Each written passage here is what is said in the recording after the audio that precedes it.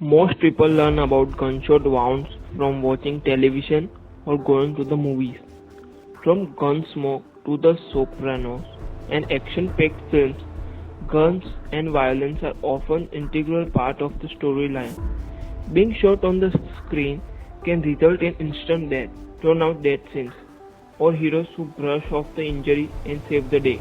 In real life, the same alternatives exist, depending upon what type of firearm and bullets were used and where the bullets entered or exited the body. It's all a matter of physics and how much damage the energy the bullet causes. So hey guys, welcome to Reasons Behind. Today we're gonna talk about the gunshot wounds.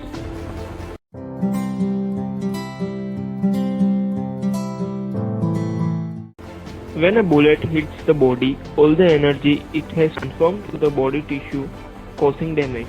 The heavier the bullet and the faster it moves, the more damage it can potentially cause.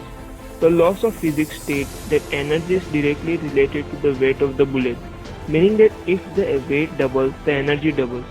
But energy increased by the square of the velocity. Doubling the speed increases the energy fourfold.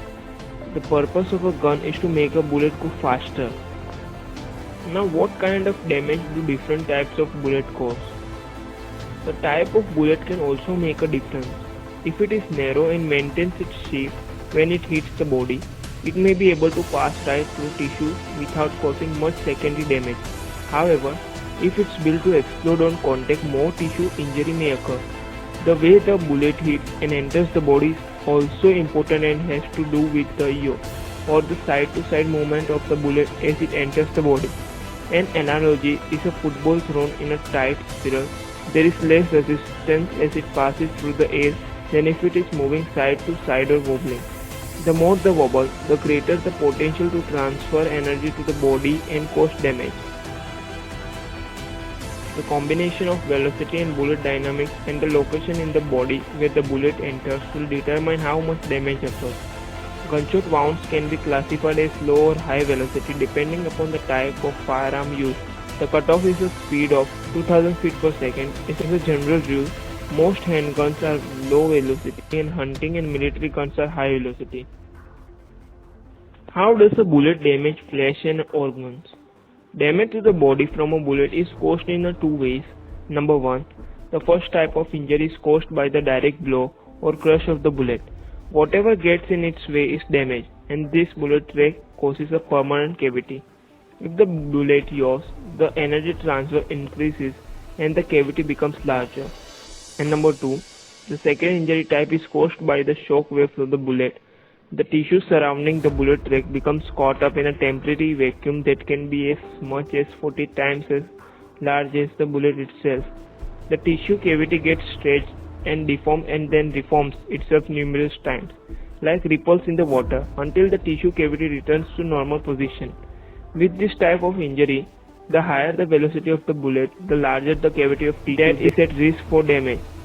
Some people survive gunshot wounds that on the surface appear to be fatal, yet others die from gunshot wounds that appear relatively minor. Just like real estate, it's all about location, location and location. When a bullet enters the body, its trajectory helps determine the severity of injury. Some bullets can pass through the body with relatively little damage, while others enter the body and then ping-pong around inside, damaging whatever tissue or organs are in its way. If the bullet damages a major artery or the heart, death may occur almost instantaneously. However, some people are lucky and survive a gunshot wound if nothing critical is damaged.